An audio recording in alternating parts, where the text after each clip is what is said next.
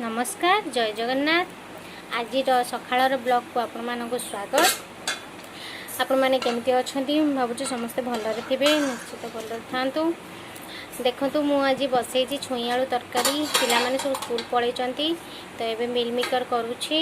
पुणी छुई आलू तरकारी सहित मिल मेकर, कारण पिला माने खाइबेनी छुई आलू तरकारी, तो सेतपे तांबे हेछि काकड़ कटा हेछि, भजा हबो, भजा हेइनी। नानी एटी सजना साग बाछुचंती, भजा हबो। तो आज परिबा आछि हाटरू, परिबा हाटरू आसले आमर सब फ्रिज रहइबो, तो सेतपे खेला हेछि रहइबो।